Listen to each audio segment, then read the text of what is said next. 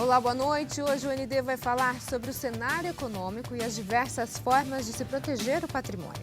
E para falar de uma forma bem simples e didática sobre esse assunto que parece ser um bicho-papão, eu converso hoje com o assessor de investimentos da Wise Advisors, Túlio Becker Guimarães.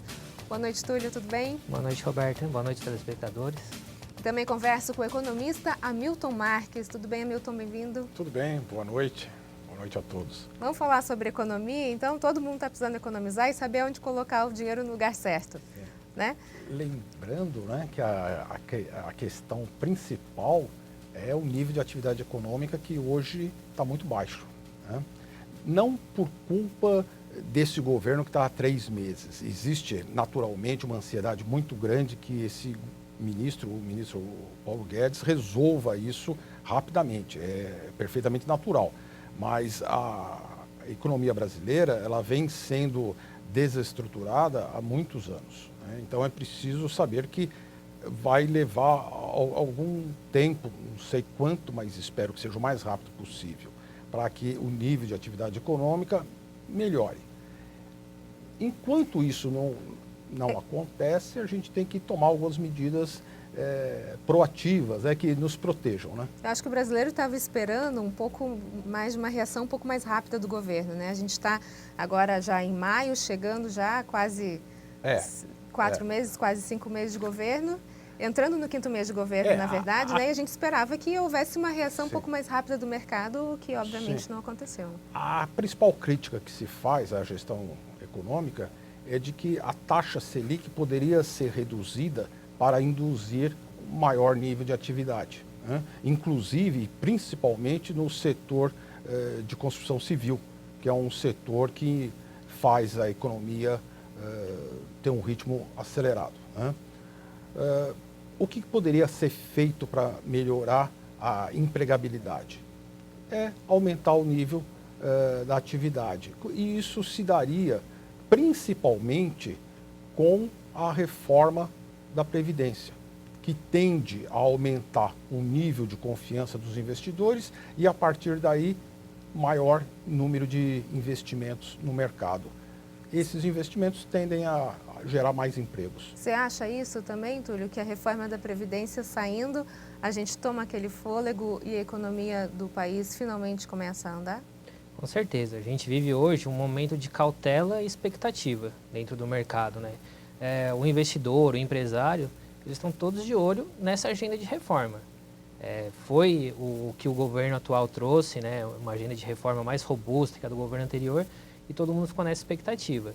E essa demora um pouco da aprovação da reforma, tá gerando uma certa expectativa no empresário. Então, a gente realmente depende que passe essas agendas para o investidor ter ânimo de alocar dinheiro aqui no Brasil, para o empresário querer aumentar, né, o tamanho do negócio dele, contratar mais pessoas, aumentar a sua produção. Então, sim, precisa dessa reforma para a gente ter aí uma melhoria da economia. Como é que a gente pode explicar, Hamilton, esse momento econômico que a gente está vivendo? Um momento de turbulência, a gente pode chamar isso ainda de recessão? Sim, sim. Ainda vivemos os reflexos da recessão acentuada de 2015, né? Porém, existe um movimento recessivo que se inicia na economia mundial. Isso também nos atrapalha em termos de comércio exterior. Em termos de Brasil, é importante pontuar que o regime atual de previdência, que seria de repartição, é um regime já fadado à insolvência. Por quê?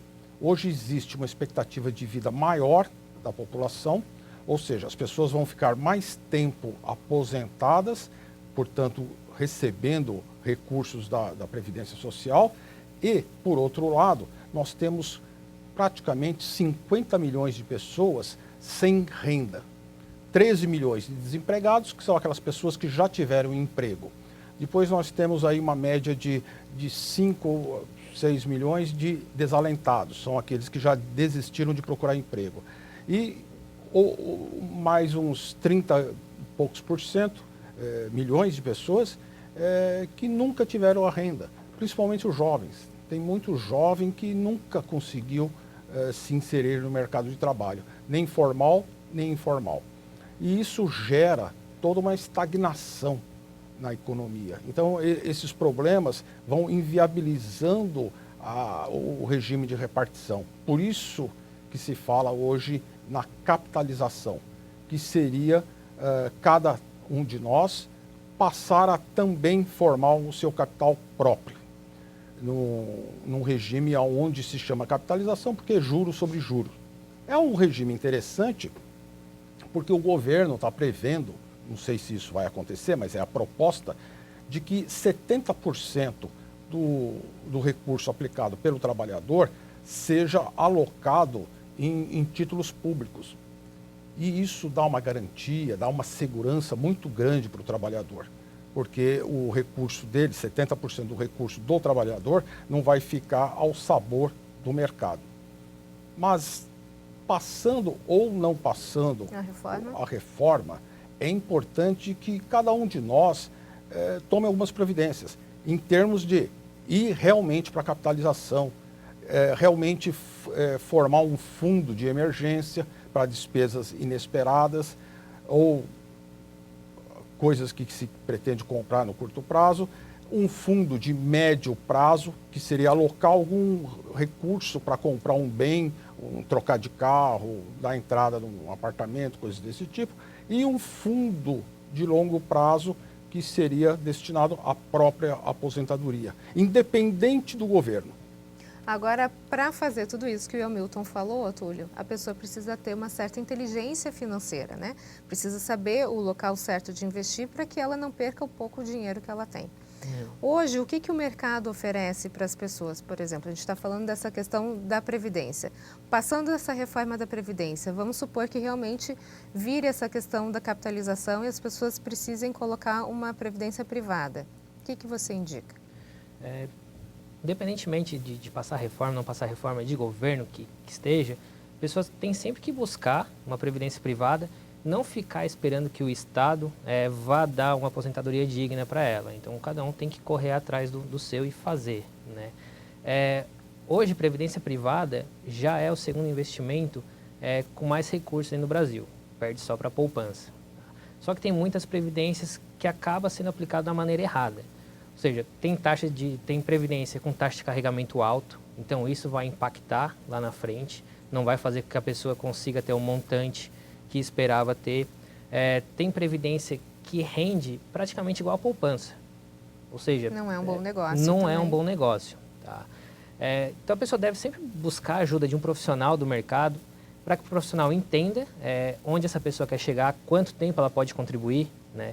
O cenário de alguém de 50 anos é diferente do cenário de um jovem de 25 anos.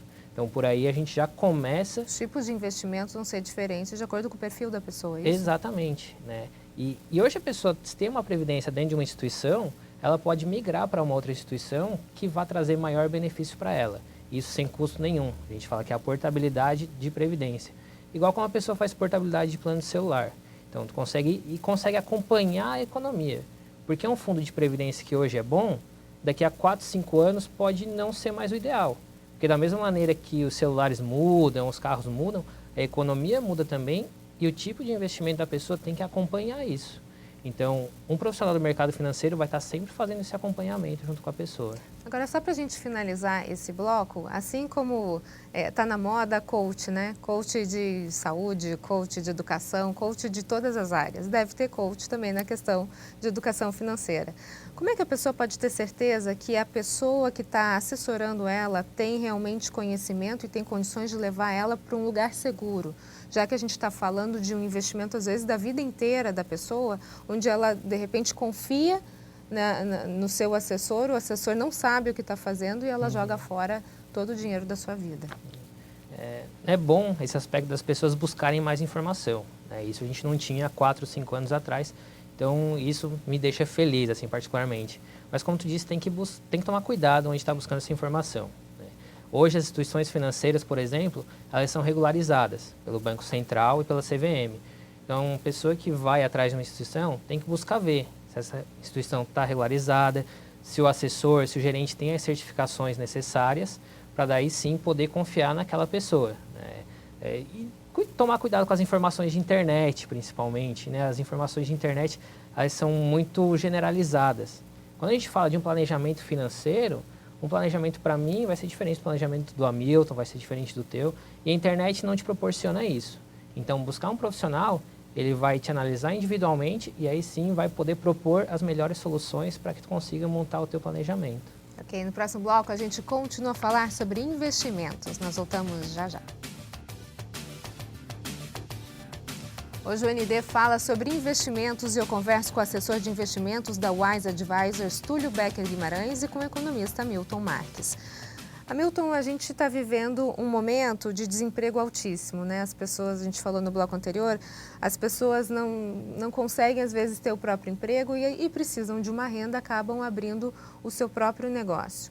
Com esse cenário, é um momento de investir nesse sentido, de ter o seu próprio negócio? E quais os principais erros que podem acontecer nessa situação? Depende daquilo que se tem em mente, daquilo que se quer com o próprio negócio. As pessoas mais humildes acabam abrindo o próprio negócio, também pequeno, e aí eu sugiro que elas sejam constituídas na forma de MEI, de microempreendedor individual, para que essas pessoas tenham os mesmos direitos assegurados por quem tem carteira de trabalho assinada, né? Agora, algumas pessoas que ocupam cargos de gerência para cima, ao serem demitidas, elas abrem negócios completamente fora da área anterior do seu trabalho e sem conhecer aspectos de demanda e de custos. Por exemplo, a pessoa deve abrir um restaurante no centro da cidade de Santos?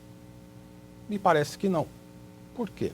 Já existem vários concorrentes e a tendência é não ter demanda para o negócio, uma vez que as empresas demitiram muitos funcionários no centro, então... Já está saturado, a tendência é que até se feche os que existem. Isso, a tendência é de saturamento.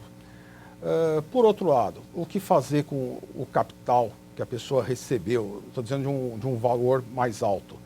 Talvez o ideal seja aplicar num segmento que a pessoa domine ou preferir uma aplicação no mercado financeiro que tem já uma rentabilidade mais ou menos conhecida, com menos risco do que o negócio próprio.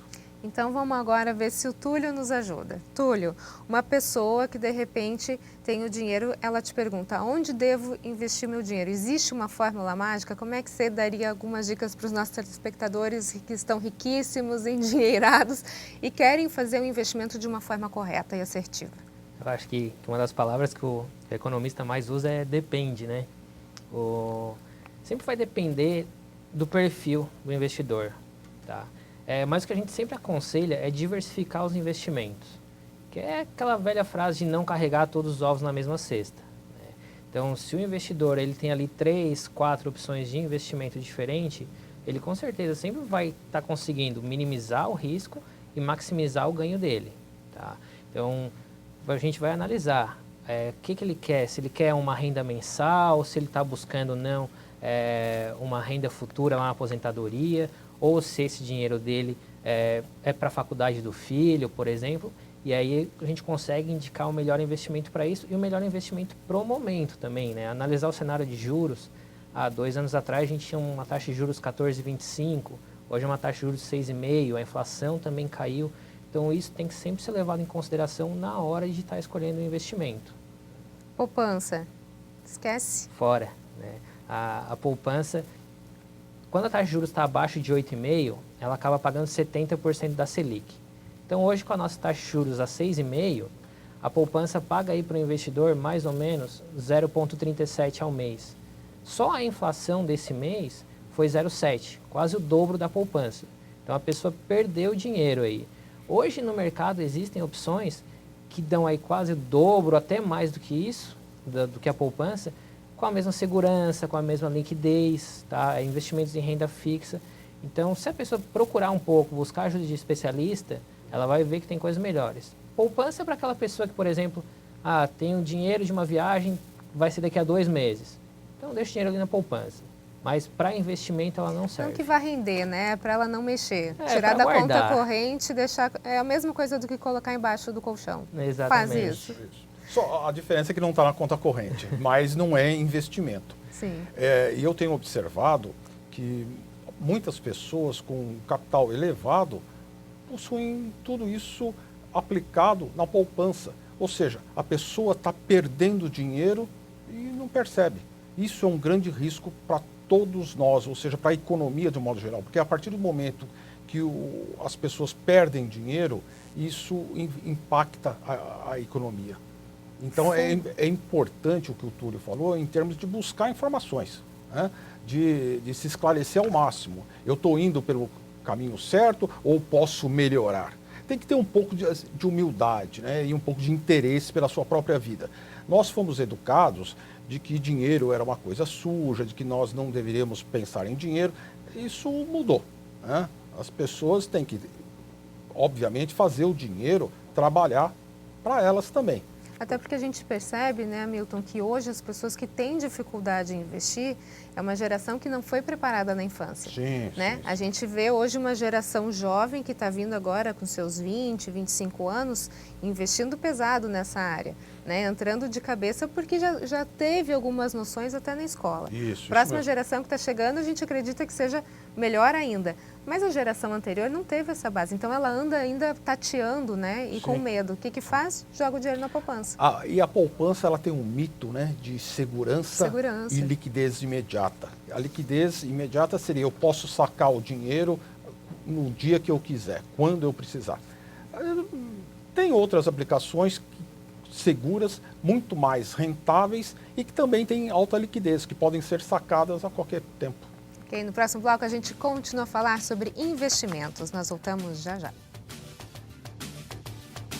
ND está de volta. O nosso assunto de hoje é investimentos e eu converso com o assessor de investimentos da Wise Advisors, Túlio Becker Guimarães, e com o economista Hamilton Marques.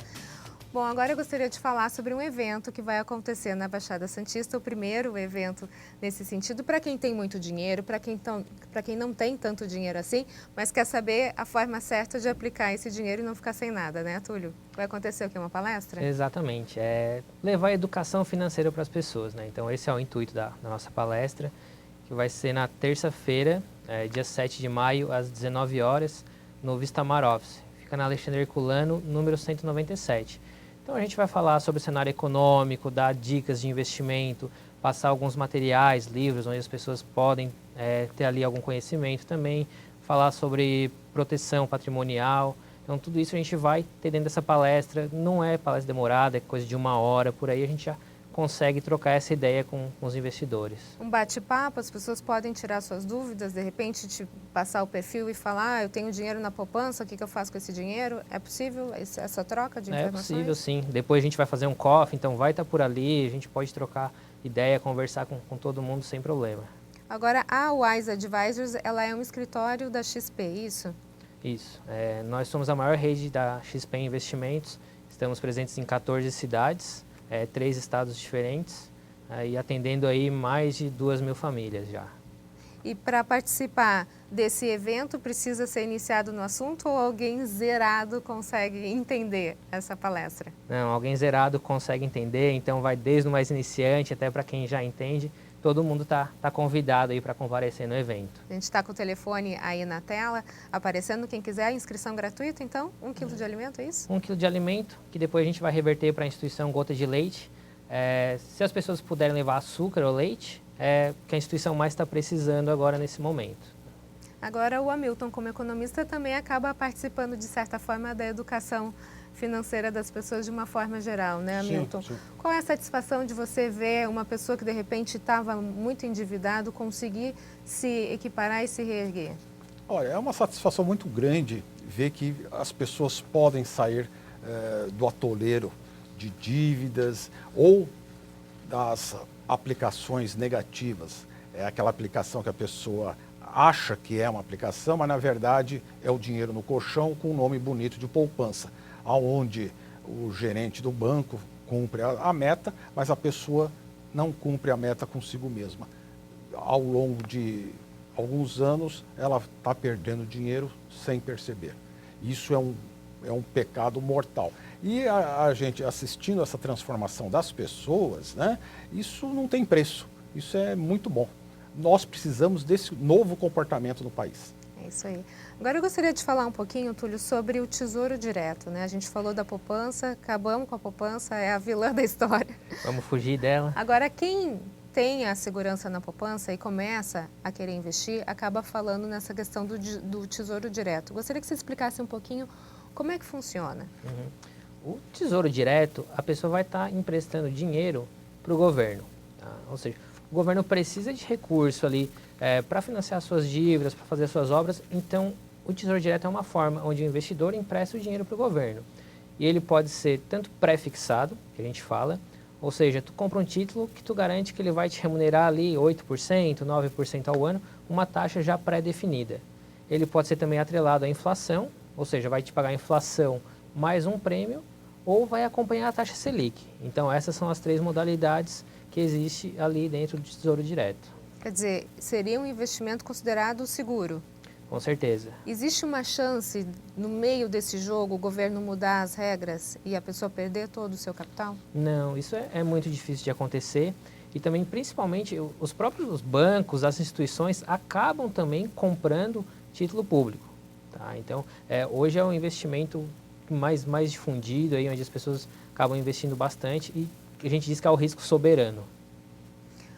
Só para a gente finalizar esse bloco, Hamilton, a gente está falando sobre reorganizar as finanças também, né? Onde investir, o local certo e a reorganização dessas finanças. Para alguém que está se organizando, o que vem primeiro? Criar o hábito de poupar e investir ou liquidar primeiro as suas dívidas? Primeiro, liquidar as dívidas, porque essas dívidas elas têm uma taxa de juros maior do que os juros da economia, né? Então, eu sugiro fazer um plano para atacar essas dívidas, fazer uma negociação pedindo desconto, né? E liquidar a dívida e, principalmente, não fazer outras dívidas.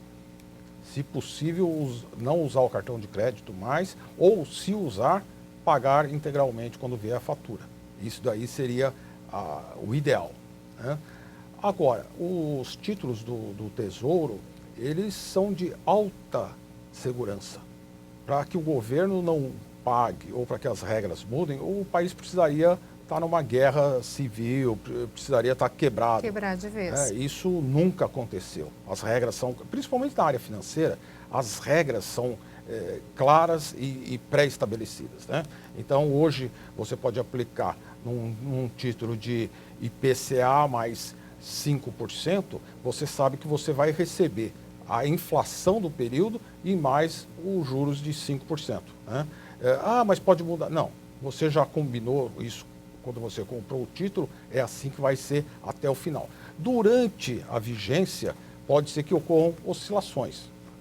Ok, Hamilton, muito obrigada pela sua participação. Eu que agradeço. Túlio, muito obrigada. Sucesso na palestra. Obrigado também. Todos convidados aí mais uma vez. Isso aí. O ND fica por aqui. Uma ótima noite para você. Fique agora com o Jornal da Band. Até mais.